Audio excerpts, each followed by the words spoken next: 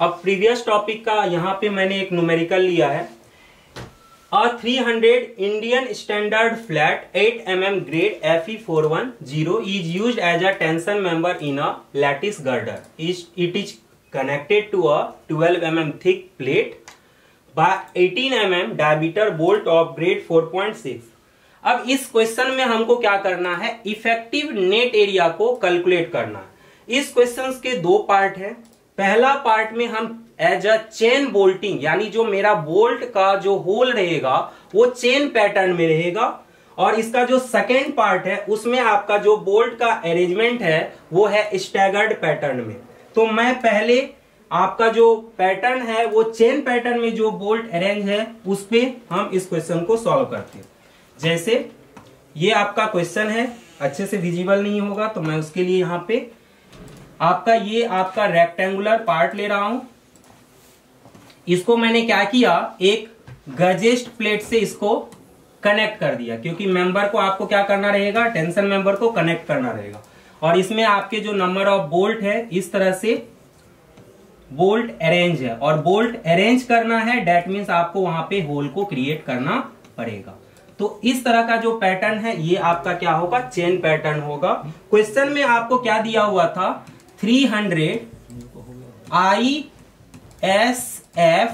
8 mm। इसका क्या मतलब हुआ कि आपका जो I का मतलब होता है इंडियन,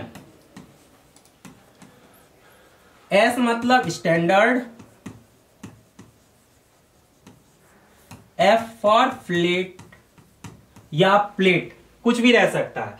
तो इसमें जो 300 दिया हुआ है डेट मीन्स ये जो डायमेंशंस रहेंगे ये आपका क्या रहेगा, 300। इसका विड्थ होगा 300 mm। थिकनेस दिख नहीं रहा है क्योंकि ये आपका फ्रंट व्यू है। अगर आप इस तरह से इसको देखेंगे तो इसका जो थिकनेस नजर आएगा वो आपका 8 mm थिकनेस दिया हुआ है। अब मेरा जो क्रॉस सेक्शन होगा नेट वाला, अब यहाँ पे चेन बोल्टिंग है तो आप यहां से भी निकाल सकते हैं, यहां से भी निकाल सकते हैं, यहां से भी निकाल सकते हैं। तो अब इसका फॉर्मूला अप्लाई करने से पहले मैं आपको बोलूंगा कि इसका जो टेंशन मेंबर जो आपका कोड आप प्रीफर करेंगे, IS कोड 800 2007 का इस्तेमाल करेंगे। जब आप इसका इस्तेमाल करेंगे तो आपको कुछ फॉर्मूले जो है टेंशन मेंबर का, आप ये बोल सकते हैं कि 80 to 90% फॉर्मूले जो वो आपको कोड में दिया रहेगा, और उसके लिए आप पेज नंबर IS कोड का 32 इस्तेमाल करेंगे। और आपको एक स्टील टेबल की जरूरत पड़ेगी, क्योंकि न्यूमेरिकल सॉल्व करना है तो स्टील टेबल की भी जरूरत पड़ेगी। तो स्टील टेबल का आप इस्तेमाल करेंगे, और इसमें आपको जो है होल, चूंकि मुझे नेट एरिया निकालना है तो होल का डायमीटर चाहिए रहेगा। तो होल का डायमीटर चाहिए तो उसके लिए IS कोड का पेज नंबर 73 इस्तेमाल करना है। उस पेज नंबर में आपको यह देखने को मिलेगा कि अगर बोल्ट का जो डायमीटर है वो अगर 12 से लेके 14 mm तक अगर डायमीटर है तो उसके लिए जो क्लियरेंस लिया जाता है वो 1 mm का क्लियरेंस लिया जाता है। और वही अगर आपका 16 से लेके, मैं 24 लिख रहा हूं, कोड में 22 दिया होगा, अगर आपका 16 से लेके 24 mm तक है तो उसके लिए जो क्लियरेंस रहेगा वो 2 mm रहेगा। और देन अगर आपका 24 से ज्यादा हो गया, मान लीजिए 25 से ज्यादा हो गया, तो उसके लिए आप क्लियरेंस जो इस्तेमाल करेंगे वो 3 mm इस्तेमाल करेंगे। इसका मतलब क्या हुआ, इसका ये मतलब हुआ कि अगर मैं यहां पे जो डायमीटर दिया हुआ था,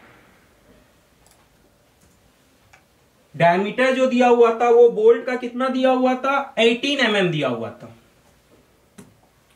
बोल्ट का जो डायमीटर दिया हुआ था 18 mm दिया हुआ था। डेट मीन्स अगर आप होल का डायमीटर D0 से भी बता सकते हैं और DH से भी बता सकते हैं, तो क्या हो जाएगा 18 + 2, डेट मीन्स कि आपका ये हो जाएगा होल का डायमीटर 20 mm। देन अब हम क्या कर सकते हैं, इसमें नेट एरिया का कैलकुलेशन करना है। तो नेट एरिया का कैलकुलेशन करना है तो AN का मैंने सिंपल फॉर्मूला बताया। क्या फॉर्मूला है, B - N × DH और इसको क्या करेंगे, थिकनेस से मल्टीप्लाई करेंगे।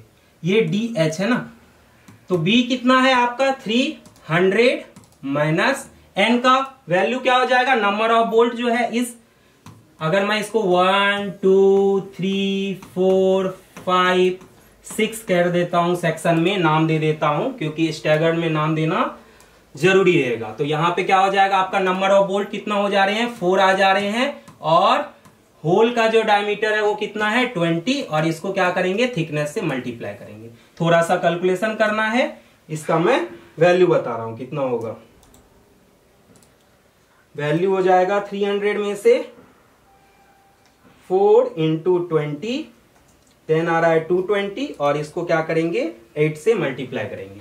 तो आपका इसका जो आंसर आ जाएगा 1760 mm का स्क्वायर, और यही हो जाएगा आपका आंसर।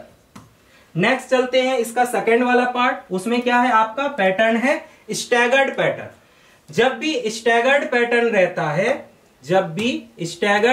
रहता है, थोड़ा सा ध्यान दीजिएगा, आपको क्या करना रहेगा, मार्किंग करना रहेगा। यहां विजिबल नहीं है इसीलिए मैं ओवरराइट कर रहा हूं। 1 2 3 यहां पे बोल्ट होल है, यहां पे 4 मार्किंग किया है, डेट मीन्स आप बाहर निकल चुके हैं। यहां पे एक बोल्ट नजर आ रहेगा, यहां पे नंबर है 5 6, और यहां पे बाहर निकल गए 7।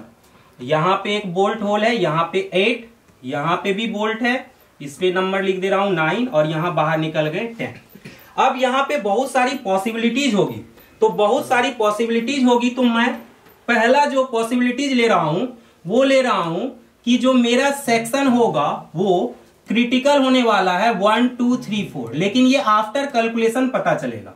अभी मैं 1 2 3 4 का मैं क्या कर रहा हूं, नेट सेक्शनल एरिया निकाल रहा हूं, और 1 2 3 4 में जो नंबर ऑफ बोल्ट होल आ रहे हैं वो कितने आ रहे हैं, 2 आ रहे हैं। क्यों, एक आपका 2 प्लेस पे और एक 3 प्लेस पे, और आपको दिख रहा होगा एक स्ट्रेट लाइन है, यानी इसमें आपका किसी भी तरीके से इंक्लाइंड वाला पोर्शन नहीं आ रहा है, तो जो हम जो ऐड करते हैं वो वाला यहाँ पे पॉसिबिलिटीज नहीं आएगी। तो an का फॉर्मूला क्या हो जाएगा, सिमिलर जैसा अभी थोड़ी देर पहले लिखे थे, 300 माइनस 2 इंटू जो आपका बोल्ट का होल का जो डायमीटर रहेगा वो 20, देन इसको क्या करेंगे, थिकनेस से मल्टीप्लाई कर देंगे।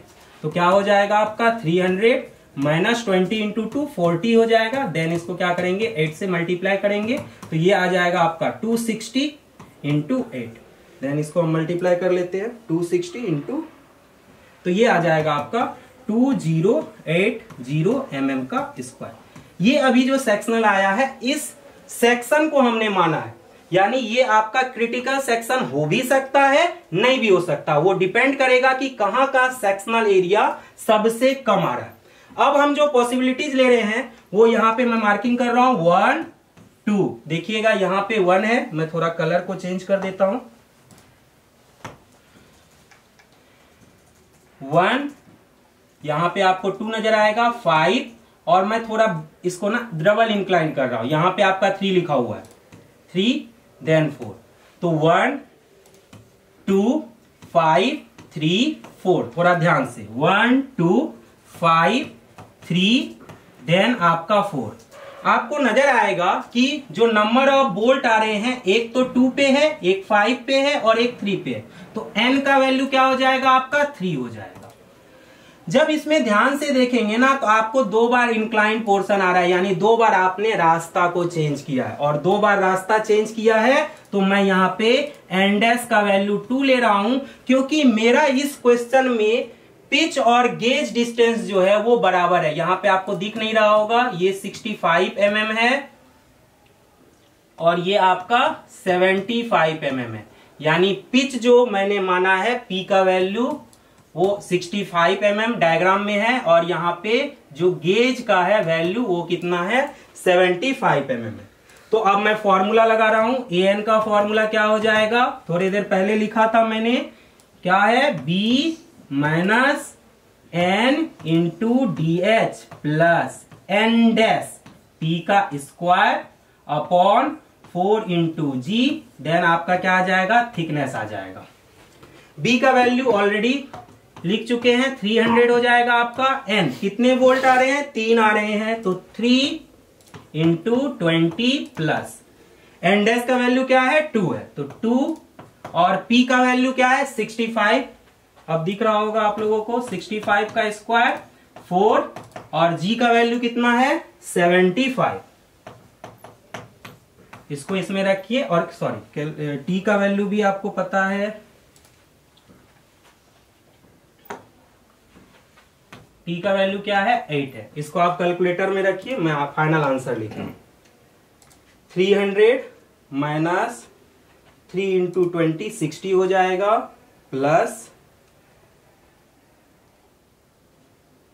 2 इंटू 65 इंटू 65। इसको आप कैलकुलेटर में रखिए, देन ये जो है आपका फाइनल आंसर हो जाएगा, उसको 8 से मल्टीप्लाई कर लीजिएगा।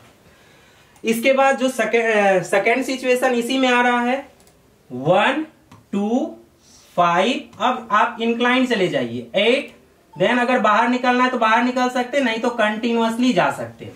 तो इस सेक्शन का नाम क्या लिखूंगा 1 2 5 8 9, देन आपका आ जाएगा 10।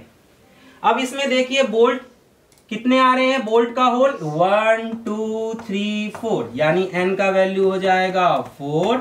अब देखिए पहला तो लाइन यहां से आपने एक बार चेंज किया यहां पे, फिर आपका यहां से लेके इधर फिर से इंक्लाइंड गए हैं और फिर से इंक्लाइंड गए हैं, यानी टोटल 3 बार इंक्लाइंड पोर्शन को कवर किए हैं। तो एन डैश का वैल्यू क्या हो जाएगा 3, और इस केस में फिर से नेट एरिया कैलकुलेट करेंगे तो आपका हो जाएगा 300 माइनस n की जगह पे आ जाएगा 4, देन आ जाएगा 20 प्लस एन डैश का वैल्यू क्या हो जाएगा 3। पिच जो है वो आपका 65 है, उसका कर दीजिए स्क्वायर 4 इंटू 75, देन इसको क्या करेंगे थिकनेस से मल्टीप्लाई कर देंगे, देन आपका क्या आ जाएगा, जो भी वैल्यू आएगा उसको नोट डाउन करेंगे। ये आपका एरिया है तो स्क्वायर यूनिट आएगा। और इस तीनों में और भी अगर आपको पॉसिबिलिटीज नजर आ रही है तो उस पॉसिबिलिटीज को भी आप कैलकुलेट कर लीजिए, देन आपका जो क्रिटिकल सेक्शन का जो एरिया आएगा, नेट एरिया जो आएगा वो मिनिमम वैल्यू होगा, और उसी मिनिमम वैल्यू के थ्रू आपका क्या निकलेगा, लोड निकलेगा, यानी स्ट्रेस, और जो आपका एरिया आएगा मिनिमम वाला उसको मल्टीप्लाई कर देंगे। ओके, आज के क्लास में मैं यहीं तक डिस्कस कर रहा हूं। नेक्स्ट क्लास में हम इसी में आगे बढ़ेंगे और मैं सेक्शन को चेंज करूंगा। अभी जो सेक्शन था उसमें आपको रेक्टेंगुलर सेक्शन नजर आ रहा होगा जिसमें प्लेट और फ्लैट आता है। इसके नेक्स्ट वाले क्लास में मैं एंगल सेक्शन पे डिस्कस करूंगा। Thank you.